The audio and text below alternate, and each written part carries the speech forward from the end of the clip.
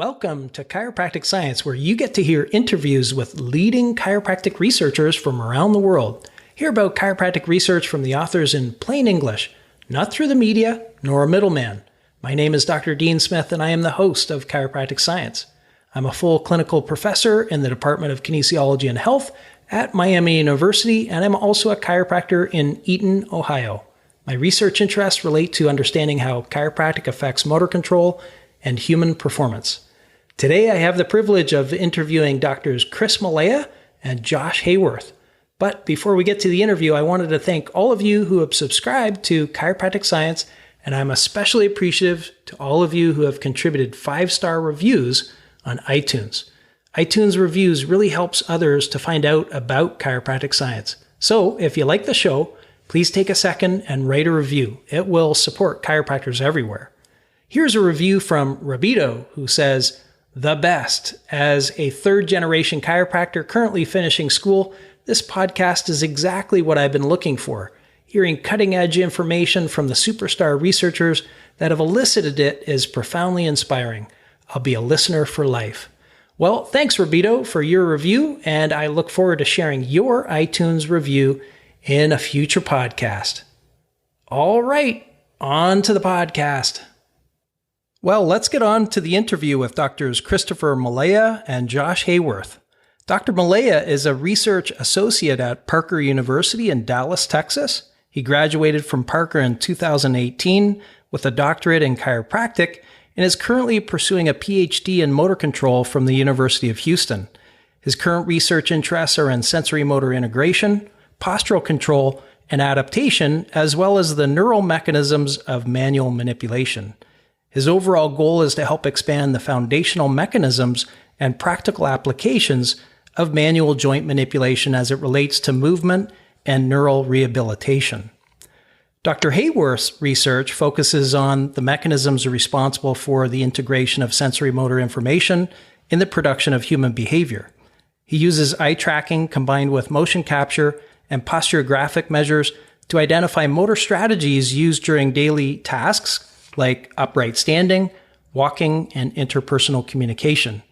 Extensions of his work include the identification of early indicators of clinical disorders and the production of novel therapeutic modalities. He has many active collaborations with colleagues in fields including chiropractic and pediatric rehabilitation technology. He is focused to better understand the development of motor and social cognitive skills in children with and without autism. Drs. Malea and Hayworth, thanks so much for coming on the Chiropractic Science podcast. Thank you. Absolutely. Glad to be here. Thank you. For sure. So I'd like to get started with just some basic questions. I'm super excited to have you both on. We've worked together for several years now, and I think our research, I'm totally biased, but I think it rocks, and I think it's super cool. So, but for those listeners that have no idea what we've been up to, let's have a conversation about that. But I guess first things first, Chris, can you get us started with how you became interested in becoming a chiropractor? Absolutely. So I'd actually run into chiropractors off and on through college. I was a sprinter in college, so I enlisted as many people as I could to help put me back together after meets. But I was actually planning to go be a physical therapist. So I was working full-time at a PT clinic in Austin. And as a completely random supplement to my clinical skills, I went to a rock tape seminar in Dallas. And I ran into a bunch of really, really great chiropractors. And I hadn't really considered it, but I found that oftentimes in healthcare, you find that different groups fight over who can do what best. I'm surgeon, I'm the best, or I'm a chiropractor, I'm the best. And this particular group really had nothing to do with that. They were just very positive about what chiropractic could do. And I found that really refreshing. And so I decided kind of on a whim to look into it. And actually when I was thinking about it, PT was still a master's level degree. So I decided that a doctorate in chiropractic could afford me potentially more of the opportunities I wanted. So I decided to apply to Parker University. I quit my job at the PT clinic. It was accepted, and here we are. That's awesome. I know we're going to get into more things of what you've been up to since then and since chiropractic school. But Josh, how about you? Can you give us some background about your life and research and why you study what you do?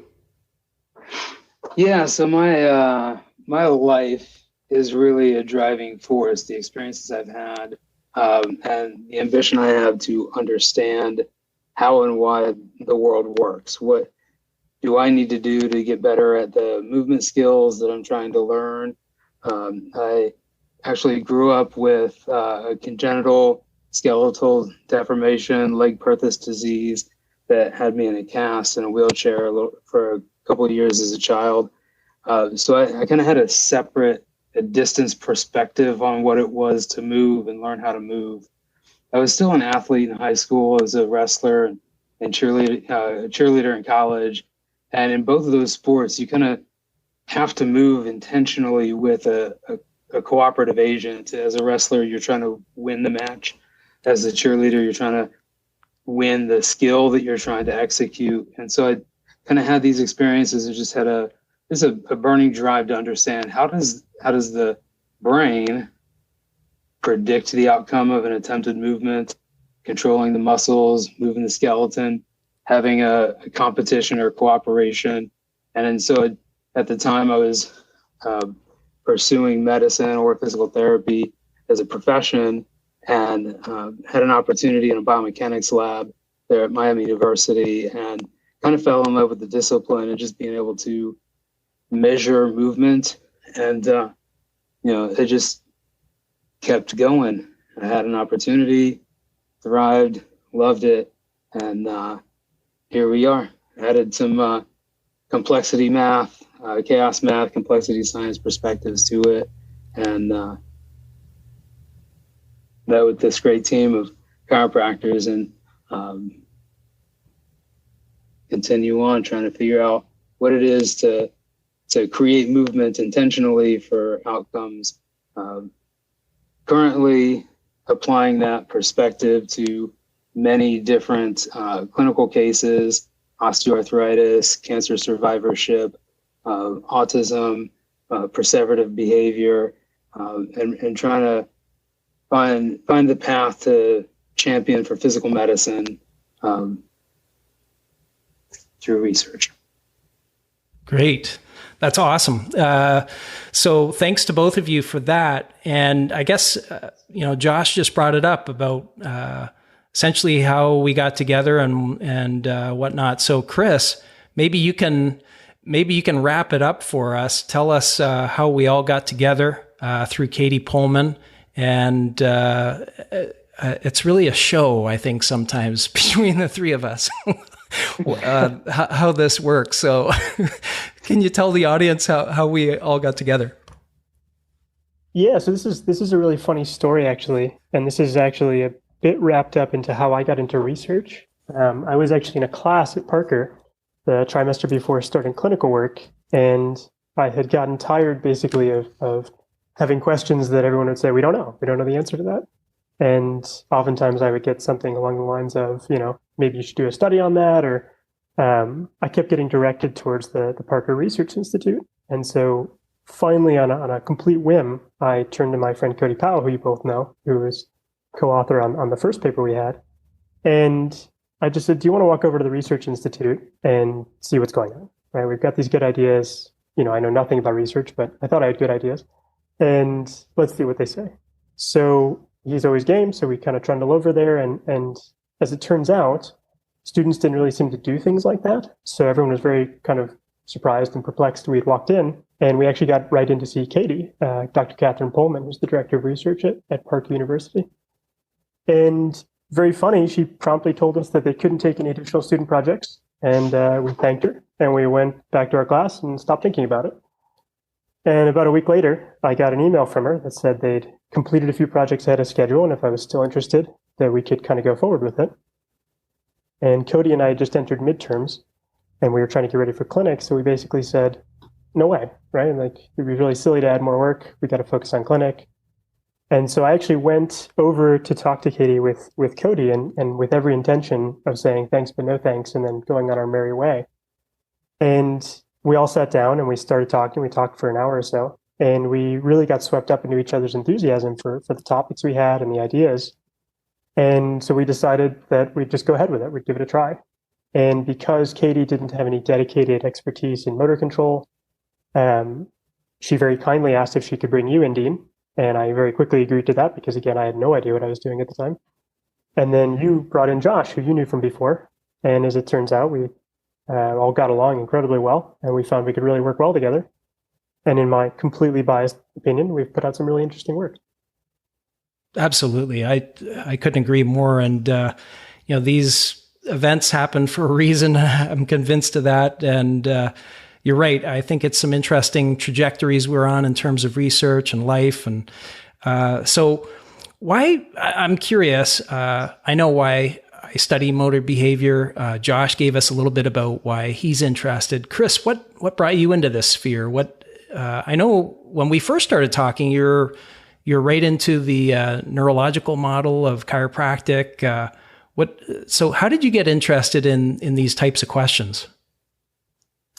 So I think that, I could talk on this for days, but to sum up, I think in save time, I think that for me, motor control is really, and motor behavior is really a window into the underpinnings of the human system. And I think that in school and in general medical education, we see and are taught a lot of anatomical distinctions that are thought to be a little more functional and distinct than they really are. And so what I mean by that is that the root of what I think a lot of human experience is lies in the nervous system and its extensions into other systems, which we can distinguish and say one is musculoskeletal, one is nervous, but in reality, in the body, those function very much together.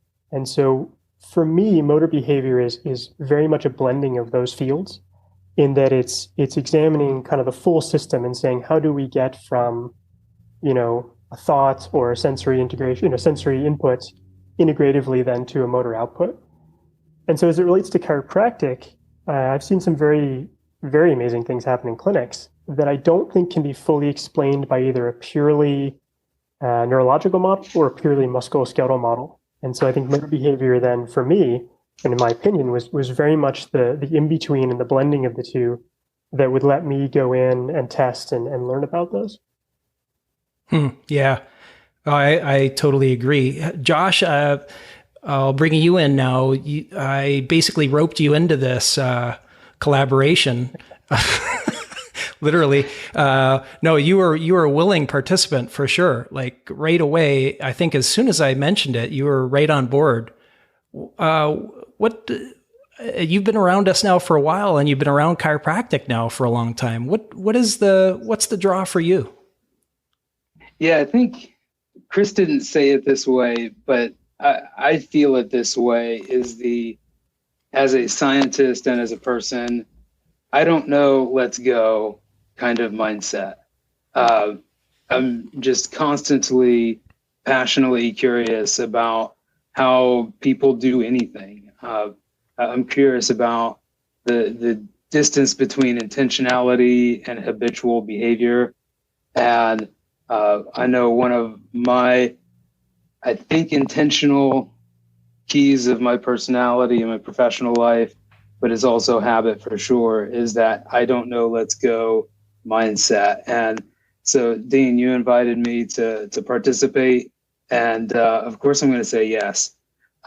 So there's the technology side that I understand some data processing and some perspectives, computational perspectives of the movement behavior as we can measure it, and there's the clinical side and the person patient side that I don't have in my own training that is very intriguing to me. So the eye tracking is one good example, and I think Chris was mentioning some of these kinds of ideas that that people do more than just what the individual machineries that we could describe in the lab about the body, is about. And so with eye tracking, I can watch your eyes move in a very specific way, and then self-report, there's just no knowledge of it.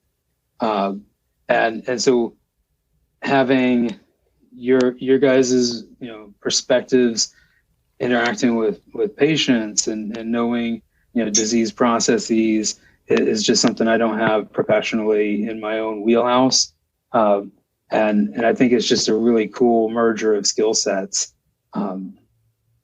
We've talked a lot about continuous dynamics, and it's one thing to stand up from a chair once in the clinic to prove you can, and it's a wholly different thing to walk around your local community and have a quality of life about it.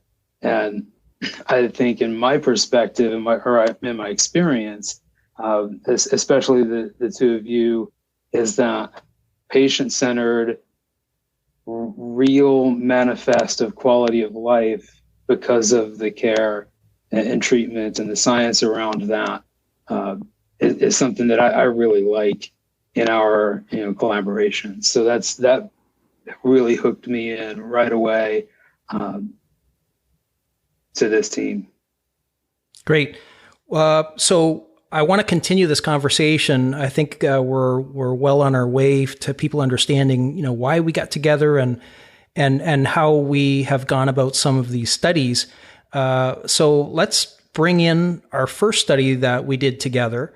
And this was called Impact of Extremity Manipulation on Postural Sway Characteristics, a preliminary randomized crossover study. And I think Chris would be the best one to perhaps give us an overview of this article because he was the one that had the idea for it. And I'm curious about what that motivation was. Of course, I remember some of it, but maybe not all of it. So could you just give us a little bit of an idea of how the study came about, Chris? And if you could give us an overview of it too, that'd be terrific. Yeah, absolutely. So in school, I'd gotten very interested in the neurological side of manual manipulation. And so I'd been reading, I guess not articles, but thought by functional neurologists and people who are more into the sort of neuroscience of manual manipulation. And I found that there wasn't a lot of information on it. Actually, there was one particular review that said there's not enough and no information on it. So there was clearly a gap there. And that was of interest to me because I thought that was a good way to potentially give back to the profession and look into this. And then in regard to extremity versus spine, I think as chiropractors, we get very focused on the spine, and I don't think that's necessarily a bad thing. But we do, in many places, have a scope that expands outside of that. And there are, therapies and techniques that rely on extremities. But again, in the same way, and actually even more so than with spine, there really wasn't any evidence looking at it and examining that. So for me, this felt like a very large gap that seemed very naively easy to fill at the time. But so that kind of inspired the study. And then the study itself was a crossover. So we used a crossover design with healthy adult volunteers, with chiropractic students. And the idea was to compare the effects of upper extremity and lower extremity manipulations. And we actually did a series of manipulations. So the upper extremity group had shoulder, elbow, and wrist manipulated, and the lower extremity group had hip, knee, and ankle. And we wanted to see if that had any effect on quiet standing and then also balancing on a rocker board. And I would make this a shameless plug moment for the cooperation we've had with the collaboration we've all had, because I was just going to do quiet standing. And thankfully, being paired up with you two guys, you said, hey, quiet standing is pretty easy for normal people, for healthy people. So you may want to add something more challenging. And so on your suggestion, we added the rocker board in. And we looked at some traditional measures of posture. So we looked at things like path length and range of sway. But then Josh also brought in his chaos and his nonlinear magic. And so we looked at sample entropy. And that was a means basically of examining the structure of the movements that we had in response, or that our participants had in response to the manipulations and the tasks. And in a very cool turn of events, we found that the manipulations of both the upper and lower extremity led to decreases in those traditional measures, the path length and range, on that rocker board, but that the participants stratified. I guess the participants didn't stratify, but the response then changed with the site of manipulation in regards to upper and lower extremity when we looked at sample entropy. So when we looked at that structure of movement. And so we found the upper extremity led to less structured and less rhythmic movements on that rocker board, and the lower extremity actually led to more structured and more predictable, repeatable movements. So it was a very, very cool result, actually, and I don't think what we were all expecting. No, not at all. Not at all. And we'll get to the other study here in just a little bit, which also for me was quite a surprise. When we get to that, I guess we can talk about those findings. Yeah. And so, the big thing for me, after we were done with that study, looking at the rocker board in particular, the natural response for me was, well, if it can stabilize people on this, spastic device, if you will, this rocker board, I wonder what would happen to the elderly. They're at increased risk of falls, and they have a control system that, tends to increase in the range of sway, and that's been related to falls. So that's kind of where my headspace was and still is. And I think Josh, has a really interesting perspective on this. So I want to bring Josh into this again and have him talk about a little bit of some of the biomechanics and motor control, especially with regards to the dynamic principles that Chris, you were just mentioning. So Josh has just an amazing skill set in both these areas. So Josh, I wonder if you could give us some basic thoughts about what people describe as linear versus nonlinear or dynamical measures and what they tell us. Yeah, I'd be happy to. I think one of the foundational concepts first, before we talk about measures, is just to evaluate the space that's being considered. In the literature, a lot of the linear measures, there's summative, or you do a 30-second balance trial, and it's how much in the 30 seconds did you move, like the path length, or as far to the left or right as you move, that would be the range. But it's totally agnostic to the time nature of the trial. And so between studies, you'd make sure that you did a 30-second trial to compare to a 30-second trial, but there's no time information inside of the metric. And if you look at behavior, it's pretty obvious. Not every language on the planet includes time context. There's past, present, future. But you talk to most people, and there's a now, and there's a soon, and a later. And you kind of decide at the level of behavior when what you do matters. And so bringing that perspective just from a natural conversation into the curiosity of, does the motor system contemplate at different time scales? Does it, are the muscles activated later, or is it always immediate? Every movement's immediate. And if there's a time-bound nature to the control process, then time agnostic measures probably aren't going to reveal them. So things like those linear measures, the path length and range, even a standard deviation, it still doesn't include a time component to it. But when you start getting into the nonlinear math, or chaos math, complexity science math, the nonlinears, you start getting perspective on what's happening across time in a different way. And so the whole notion of a nonlinear system, if I can give you just a casual example, if you have an hourly paid job, you work an hour, you get $10, you work 2 hours, you get $20. That's a linear system. It has a slope. You can plot that y equals mx plus b, and it's clear and obvious what the output will be given an input.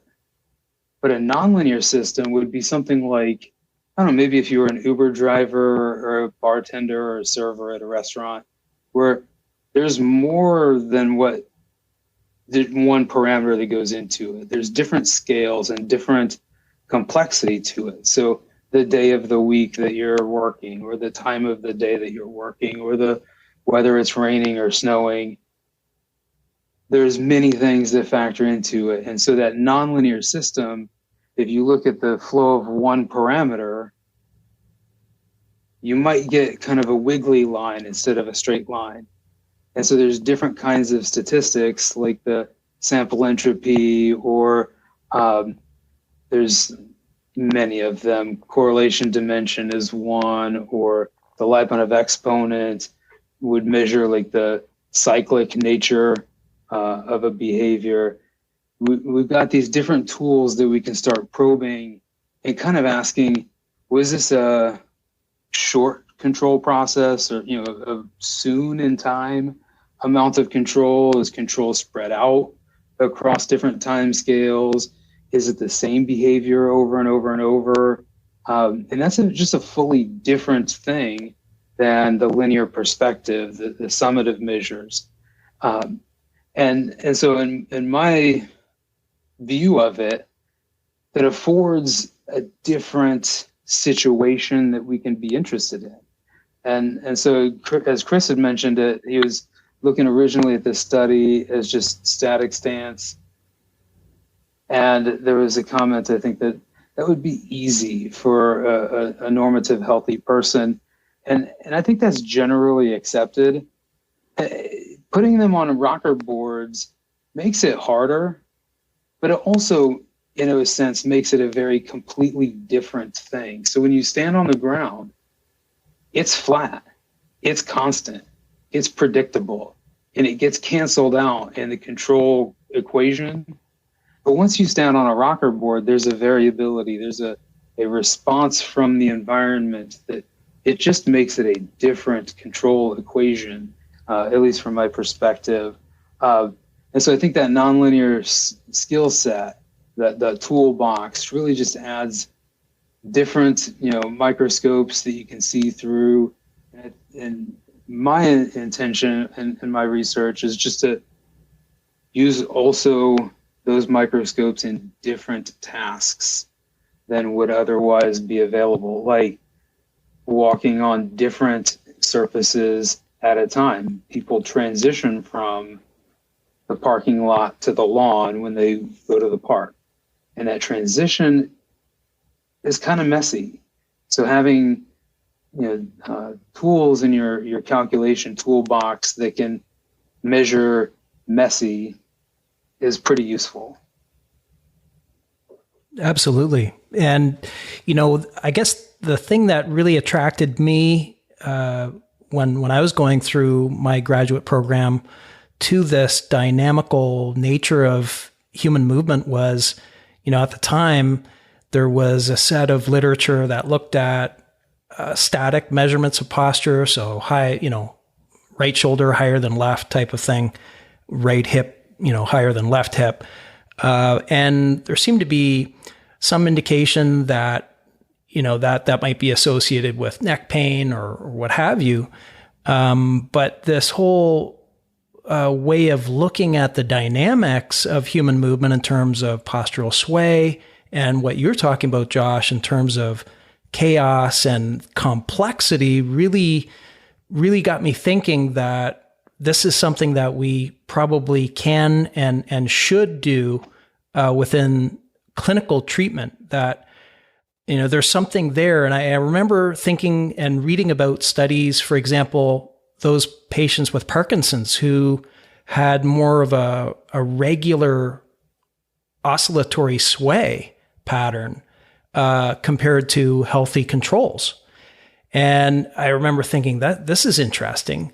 And then similarly, but from a different discipline, if we look at something like heart rate variability, those who are sicker, we know, have more regular heartbeats. I mean, they come on, let's say, every second, as opposed to 0.8 seconds this time, and then the next beat is 0.95 seconds from the previous beat.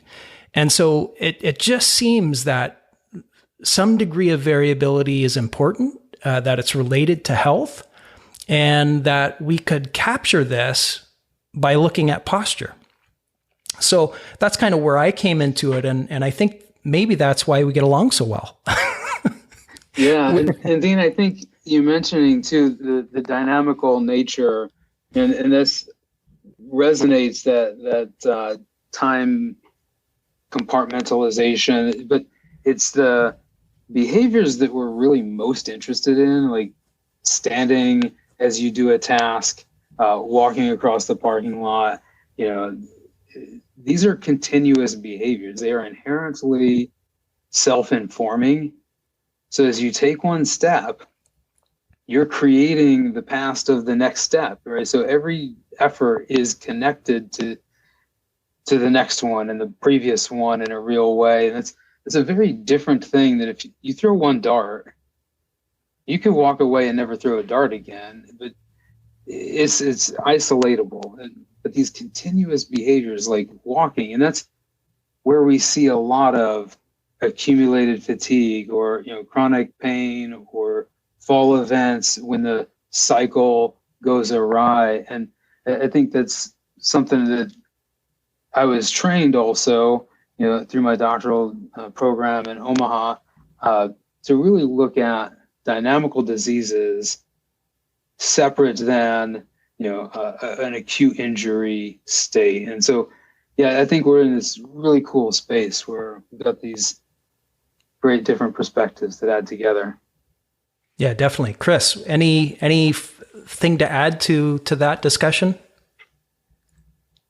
I don't think so. I think that you guys really, really nailed it. Josh, that was a great explanation. That was super. The only thing I would say is that I'm kind of curious to see, hopefully as this catches on, what kind of tasks people pick. I know that we selected the rocker board specifically because it was so self-driven, right? The input or output from your right foot is going to go directly into the board and directly to your other foot. So it was very dynamic that way. And I know that I'm jumping ahead a little bit for the next study, but it is interesting to try and come up with different ways to test those kinds of things and to bring in those kinds of tasks that might be a little more dynamic and might be a little more self-driven that way. So I think that certainly an area to expand, and I'm open to anybody's thoughts, but certainly you guys right now on this is more tasks that could be used to kind of try and simulate this and to bring home the model to something a little more clinical. And obviously we're not all standing on rocker boards all the time. For sure. But it is a convenient way to look at the dynamics for sure. And we've got, you mentioned the next study. So I think let's go ahead and do that because in this next study, we chose a different task. And so this study was called Immediate Impact of Extremity Manipulation on Dual Task Performance, a randomized crossover clinical trial. And this was published in Chiropractic and Manual Therapies in 2021, just here recently. And so this came out shortly after the study that we just discussed. So Chris, you were just talking about this. So this is a different study. It involves a different task. Why did we come up with this particular task? And maybe you can describe the task a little bit. Yeah, so the task we settled on was using a PVC pipe, a 6-foot PVC pipe that was, I think, 2-inch in diameter that we half filled with water. And we had participants in this study holding this pipe with their elbows bent at about 90 degrees with explicit instruction to try and keep the pipe horizontal and parallel to the ground. And we actually selected this after quite a bit of deliberation. I specifically remember being at ACC Rack, actually, and we were all trying to figure out different ways to test this, including, I believe, holding like a serving tray even and walking around. But the idea was to try and find a follow-up to the first study that was kind of an inverse test. So if we had upper extremity and lower extremity manipulations and we looked at a lower extremity-based task and a rocker board, what would happen if we gave them an upper extremity-based task? Would the same pattern emerge? Would it be different?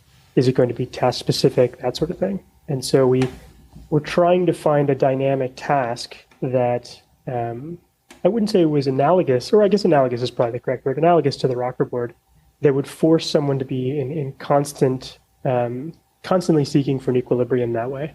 And so for an upper extremity, the thing we decided on was this slosh pipe, this water-filled tube. Yeah, great. So maybe you can just go in and tell us a little bit more about the study, how it was conducted, and then we can have some discussion about that.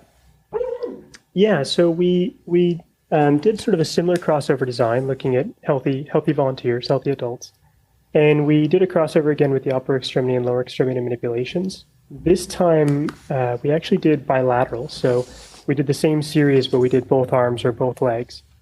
And the tests were to have them stand on a force plate, and then while they were standing on the force plate, hold this instrumented tube.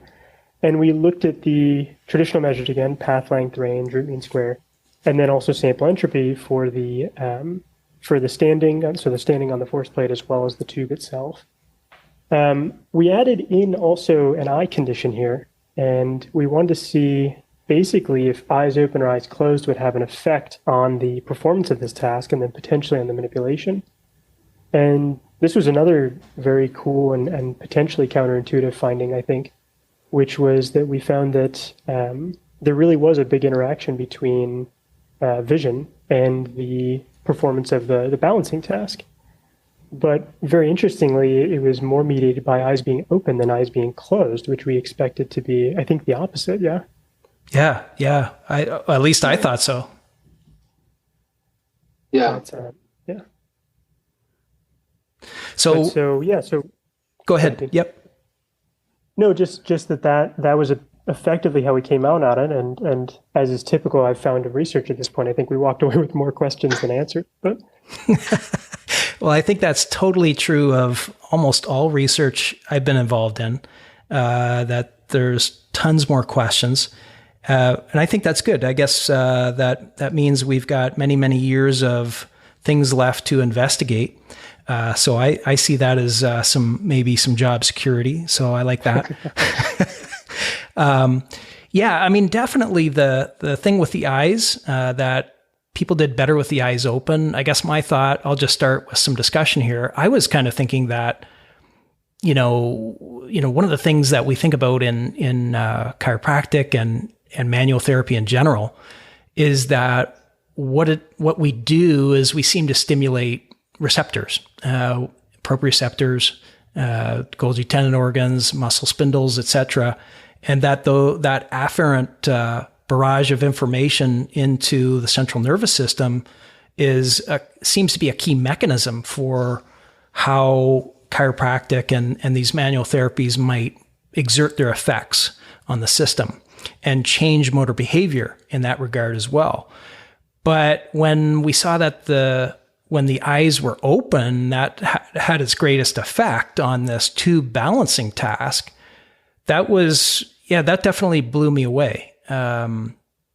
Because I was thinking, well, eyes closed, for driving more proprioceptive information, that should lead to some, the greatest change in motor behavior.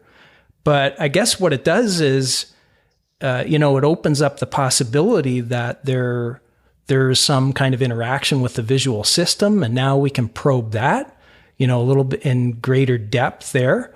The other thing too, just from a practical standpoint, is I don't know many people who are walking around on Earth with their eyes closed all the time. So hopefully not too many. But it does give some context to what we found. Josh, what are your thoughts on that? Yeah, and I think I kind of default to a couple of general models, thinking about the sensory integration for postural control, including proprioception, vision, vestibular sensitivities, and a psychological principle, this bottleneck theory of attention, that drives the dual task design. And so I look at this kind of like shoving those two thoughts into the same space and trying to figure out how does it work? So is there an attention allocation? How in the brain is this information being managed? And again, keeping the time course concern on deck is holding this tube was an intention, but it didn't have criticality. Like in the first study, if you fell off the rocker board, it could hurt. In this study, if you drop the tube, you kind of just failed the task. So there's a little bit of a different motive. And so there's a different intentionality to it. And I think that shapes the control equation. When you close your eyes, you've turned off vision and you're aware of that. And the tube had the water in it, it skewed proprioception. And so I think there's a difference in turning off a sensory modality than in skewing it. And in the same way, if you were to stand on foam, you're not turning off sensation, you're just distorting the value of it. And so I think we've got this set of conditions where there's a few things going on, and it might be that this manipulation is amplifying the attention, the neuromuscular attention to what's going on in a space, the upper or lower extremities. The intentionality of the task matters, and then the cancellation or the skewing of information. And it's, to my perspective, 2 of what needs to be 30 different studies before we can really start resolving what's doing what. And even while we were talking, I kind of thought, well, we did lateral manipulations on study 1, and we did bilateral manipulations in study 2. We need to go back to the lab and get bilateral manipulations standing on the rocker board. We've talked before about spinal manipulations. If we did a central manipulation, what does that do to the sensory motor control processes?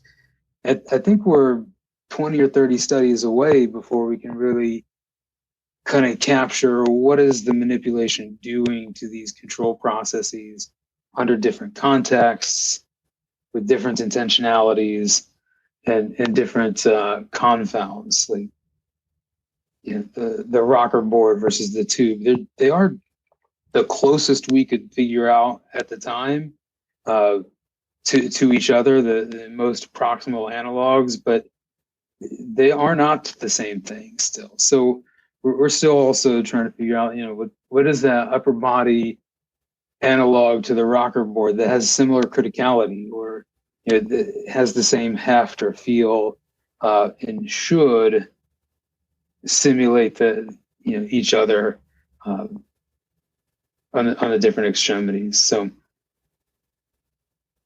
yeah, I guess some takeaways that I'm thinking about would be, first, that there's so many more questions that we need to try to answer. Second, it gives a little perspective, I think, on the task and how important and how critical the task is. And that brings us right back to the beginning of our discussion about dynamics, that it really all depends on the task. And so I think us choosing tasks from here on are going to be of utmost importance. And probably they're going to be tasks that people do, all day long. Walking, running, tasks of daily activity seem to be probably the best ones to look at. And maybe in the populations that are perhaps vulnerable, like I said, elderly and risk for falls. But I'm also thinking about athletes and, those sorts of things where stability, postural control is, again, also of utmost importance. So curious what each of you, if you have any other further thoughts on that study, of where we can go for that. Man, I think any which way, right? We could go back and repeat the first one with some of the changes we made for the second, but then there's any which way we can go otherwise. I know that personally, one I'm particularly interested in doing is going forward and actually trying to image the brain a little bit and see what EEG looks like, or FNIRS or something like that looks like with extremity manipulation, because we have some decent work already on spinal and the afferent barrage that comes from spinal manipulation. I'd be curious if that overlaps, if that's different, and I think that potentially could help inform some of the future studies we do in terms of how we think this is mechanistically working, what's going on. and potentially even in categorizing some of the non-local effects that we've observed here. Yeah, totally. Josh, any other thoughts? I'd go the opposite direction. Instead of zooming into the brain, I would kind of zoom out with cameras and look at the whole body movement. There's a pretty significant literature in postural control that talks about movement strategies. So like hip ankle strategies, as you rock forward and backwards, you can articulate at the ankles to achieve postural sway. You can also articulate at the hips, bending forward at the hips to move your center of mass forward and backwards. And I would like to follow up and kind of probe in the rocker board study. Is there different strategies? Is there knee flexion extension that happens to move the plate or move the rocker board? Or is it in the pelvis? If we had the low back pain group, would they move differently? Would the manipulation kind of loosen up the pelvis, or if the extremity manipulation would accentuate knee action, ankle actuation of the board?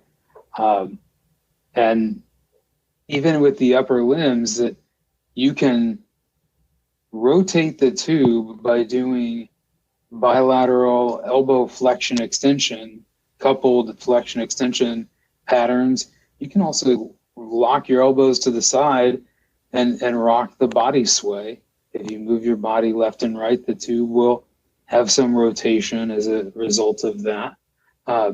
So I would zoom out with cameras and look at kinematics, movement strategies with those tools, those techniques.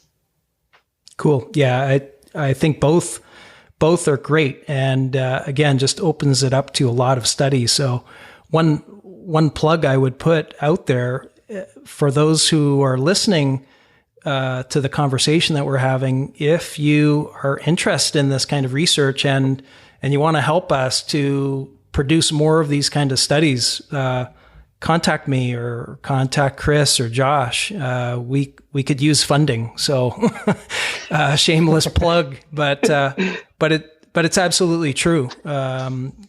These are the kinds of studies that we want to do, and it does take money to produce good research. So please let us know if you're interested in that. Yeah, I'll never turn down funding, but I'm very passionate that if it's going to improve the quality of life of persons, I'm happy to collaborate with anybody well motivated. We appreciate that, Josh, for sure. So yeah, and I would just add very quickly on that yep. I think we are seeing some really cool effects coming out of this, and very interesting, and I think down the road applicable effects. So it's not just sort of bench science. We're really starting to lay the groundwork, I think, for serious behavioral change and intervention. Definitely. I think chiropractors see this every day in the clinic, the kinds of behaviors that we're observing in the lab. I think it's about translation now. I think it's about honing in, fine-tuning our tasks. And there's some interesting research that the three of us have been involved with in terms of spinal stenosis. And I don't think we have time to talk about those findings today. Perhaps I can have you both back on if you're interested, and we can talk about those findings another time. But I think those are starting to show the very significant clinical effects that our care has on some of these dynamical measures, for lack of a better way to describe them, performance measures, dynamical measures, and the behavioral types of things that we all study and that we like to study, for sure. So I look forward to telling the audience about those kinds of studies coming up. But you're right, Chris, that's essentially what we're gearing up for, and I very much look forward to doing those studies. And again, those kinds of studies will require some funding. So I appreciate anybody who might be interested in that. Now, before we go today, I do want to talk a little bit more, just to get a little bit more background from each of you. You're in interesting careers. Chris, you're going to school, doing your PhD right now. So tell us, like part of the podcast is really to interest people to get into science. And it's totally biased because it's a chiropractic science podcast. I mean, we're trying to help chiropractors get into science, but you're there, you're doing it right now. I mean, you went directly from Parker University to the University of Houston doing a PhD in motor control. Can you just tell us about that transition and how things are going now? Yeah, for sure. For me, it was really pretty simple. I had an amazing amount of luck and life fall into line. I was warned by about everybody I knew, I think, that when I finished chiropractic school, that I would never want to go back to school. And the longer I waited and went into clinical practice, the less likely I'd go back to get a PhD. So I decided that was kind of the time to do it. And I think that realistically, that was the right choice for me, at least. I can't speak to anybody else. But I was, fresh off of that first study in JMPT and was very enthusiastic and was very much in kind of a sponge mentality of, hey, let me go learn everything I can and become a scientist. And so going straight into the program was awesome when I was that motivated. And then the PhD program has been, I think, fantastic as a complement to being a clinician. And I guess what I would say with that, if I was going to distill that down to be more specific, when you're a clinician, you have to have an answer, right? If someone comes into your office and says, hey, I've got low back pain, if you look at them and go, I've got no idea, get out of here. You're a very bad clinician, right? Whereas if you say, like, you have to know, hey, I'm going to try, we'll have a trial of care, right? I'll attempt manipulation, or I'll attempt exercise or some sort of rehab, right? Or hey, I'm not the person for this, right? You need to go get a surgical consult, or you need to go see, a rehab specialist, something like this. So you always have to have an answer. And in fact, I think just coming through clinical rotations and being clinician still, I still work on the side of it, you still have to have an answer. It's kind of a dirty word to not, dirty phrase to not. So as a researcher, though, as a scientist, it's very important to acknowledge when you don't know, because it means either one, you need to go find out, or two, that there may not be an answer to that, right? That may be a gap that we need to address or that we need to keep in mind. So I think that was probably the biggest challenge in my mind, was shifting my framework and my mental thoughts to say, it's okay not to know. And I need to instead look into it, make sure that I'm not just missing something, but acknowledge that there are limits to human knowledge and that's potentially even an avenue to go forward into. But other than that, I've really had the most positive experience possible. So I'm probably I'm the one end of the spectrum saying, yeah, if you're interested, go do it. University of Houston's been awesome. I know everyone probably says this out of fear, but I'm saying this honestly. I have a great advisor. I really get along with him. And I've been learning a ton. And I would say specifically, if anyone is thinking about going into getting a PhD from chiropractic or from any kind of clinical science, I'd really recommend going outside of your profession. I had the opportunity potentially to go and get a degree in some sort of chiropractic science, so focusing on chiropractic work and whatnot.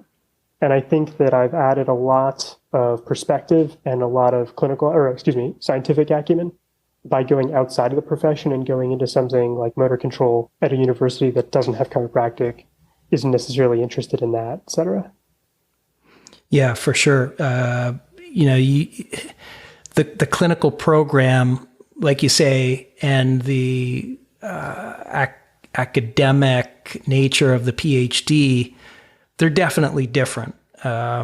There's no doubt. You know that once you pass each semester of chiropractic college, you're close. Doing a PhD is a little bit of a different animal. You've got a committee, and it may require multiple rewrites, and you really don't know, honestly, when you're going to be done. It's a bit frustrating. So yeah, the two are significantly different. I do think they certainly complement one another, like what you're talking about. And I honestly think over the years, the PhD and teaching has made me a better clinician. But you're right. I think it's interesting you brought up that dual nature of, that you have to have an answer. On the one hand, as a clinician and as a scientist, you have to be kind of humble to realize that you don't have all the answers, and that you're seeking knowledge, and that's part of what you try to do. So I'm glad you brought that up. I think it's a really interesting point, and it's so true. So Josh, what about you? You're at Oakland University. Can you tell us about your position there, what it's like being a professor and just being Dr. Hayworth? Yeah, thank you. A lot of interesting thoughts on my mind right now, just from that conversation. I think I come from the opposite from the clinical perspective, that you must know an answer. I would generally argue that we can't actually know an answer ever. In the way that it's kind of conceived of. I think obviously there's one tangible reality that we're in at a moment, but I think our science speaks to the contextual nature of behavior and the kind of the area around that event that feeds into what's going to happen. So I'm in this really blessed position here at Oakland University that I get to champion, let's learn what we can. And there's some realities to it. I mean, there's some fairly constant things about the universe, like gravity and friction, and there's observables and there's techniques, and we can learn these different evaluation strategies, learn some calculations, measurements, statistics, these perspectives. But as a scientist, I really refuse the potential to assert a final truth. Isaac Newton is an example for me. I teach biomechanics, and the course is predominantly work that he wrote. So after a life of reductionist approach, let's portion it down into individual pieces to put it back together and have a whole knowledge of the universe. We pretty well confess that even if you could, there's still something left. And I think that something is soon, because there's enough variability in the world that even if you could know everything right now, pretty soon that picture kind of fades away. And that's like that meteorological map. We have a pretty good idea if it's raining right now, and a pretty good idea if it's going to rain tomorrow. But by next Friday, it's kind of a coin flip, And so I get to work here with a lot of students, faculty. We've got clinical faculty here. I work with medical students on our campus, physical therapists, my collaboration with the chiropractic community. And we've got students undergraduate, master's students. We're starting a 4+1 program next year, and a PhD track next year as well. So it's this really blossoming environment that's full and rich of different perspectives. I've had students from engineering work with me in the lab over here. We use force plates, motion capture, EMG to measure how people move and how people make movement decisions, the eye tracking, the interpersonal communication stuff that is just, to me, really deeply interesting. And one of the things about Oakland University that I really love as well, and Dean, you touched on this, the value of teaching and how it informs your clinical practice. But I'm blessed here that my teaching is in part research. I actually get to teach research courses. There's research goes into my classroom. And Oakland University is a really cool environment where it is at the junction of teaching and research where these really cool things happen. And so it's not a teaching institution and it's not a research institution, but it is at the junction of teaching and research and clinical practice. And it's all driven by how do we care for our community in the ways they need cared for. So that's really awesome because that's what's deep in my heart.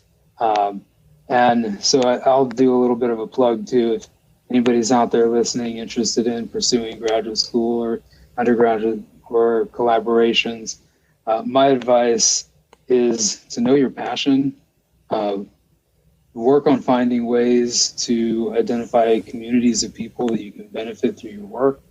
And I think there's a lot of ways to get there.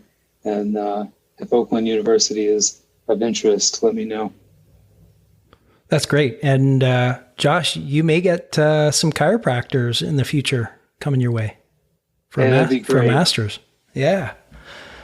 Cool. Well, we're getting close to the end here. So I have a question I ask every guest that comes on, and I'm always curious to hear what people say. But again, one of the motivations for doing the podcast is to illuminate chiropractors, illuminate the general public about what chiropractic science is about, but also hopefully to spur some folks on to go on and pursue a master's and or a PhD to also contribute back to the profession in terms of the science. So Chris, I wonder if you could, I know you talked a little bit about your mentors, your folks at University of Houston, but perhaps you could give us maybe a little bit more insight in terms of what you would recommend to folks that are pursuing, any major tips for folks. Yeah. So I think, and this goes hand in hand, I think, with getting a PhD in general or a master's even, persistence. It's things may not look perfect at the moment. You may be saying, hey, I've got to go back to school to get that. That takes time, that takes money. But I think it really is worth it. And I think that the profession really needs it. And in line with that, I would say that don't do it alone, because there is kind of a feeling, certainly when I was in school, the class would say, we know research is important, we know someone needs to do it, but hopefully they'll come along one day, right? And so there is that kind of isolation, I feel, that or a perceived isolation that is, hey, you're going to go be the person to do this, and your friends are going to go into practice, they're going to start making money, they're going to start seeing patients. And I think that is literally only that. It's only a perception. Parker University has been incredibly supportive. Dean and Josh, both of you guys, Dr. Catherine Pullman has been unbelievably supportive, Dr. Bill Morgan. There's a ton of people out there that I'm not even mentioning because we'd be here for another hour, who I didn't even know before starting this, who just me walking in the room and saying, hey, I'm interested in research and how can I help? Or, hey, here's a study I did, what do you think of it? Have absolutely bent over backwards to try and make me a better scientist and to provide me with all these opportunities. And I know that's not only my experience, having talked to a few other people now who have gone on to get PhDs. So if you are interested and you are thinking about going on to become a scientist or pursue further education, reach out to everybody, let them know what you're doing, ask for advice, and you'd be really surprised, I think, what kind of avenues open up for you and what opportunities there really are certainly for chiropractors going on, and then I would imagine for any healthcare professional. Great. Josh, what are your thoughts? Yeah, I think persistence, perseverance, definitely valuable. But I think there's a patience and a slow and steady nature. There's kind of an example that I enjoy. It's a TED Talk, the first 20 hours. So it's a kind of a colloquial thing in motor control, motor learning, but it takes 10,000 hours to become an expert. And there's this general concept that education means you know stuff. And if you can kind of dig through those weeds, you can really find what I've seen in my career is that the reality is we maybe cannot actually know whole answers, but we can always work on the next thing. So if it takes 10,000 hours to be an expert, it's not even worth 20 hours to try, for instance, juggling or unicycling. It's intimidating, but we don't really have to be experts first. And so this TED Talk, I think, beautifully walks through the first 20 hours is enough to be useful and functional. And if you spend 20 hours juggling, you're going to wow most of the people you would show your juggling skills to. And that's kind of that next step, that master's degree or that PhD. It's a pathway to what I would hope is better care, better knowledge on how to give care delivery. And again, pursuing it with how do I clear up an otherwise to date unknown thing? And just taking that perspective into it, I think makes it easier to approach, makes it more useful to approach, and just it adds new perspective to medicine that I think is how we get better healthcare and not just applied old knowledge. I mean, we haven't, reversed cancer yet, so we need new solutions. We've solved a lot of problems, and so we can leave those on deck to just use the current solution. But there's plenty of disease states and injuries and things that need novelty still. And so I would really kind of beg people to consider it that way, is that we don't know yet.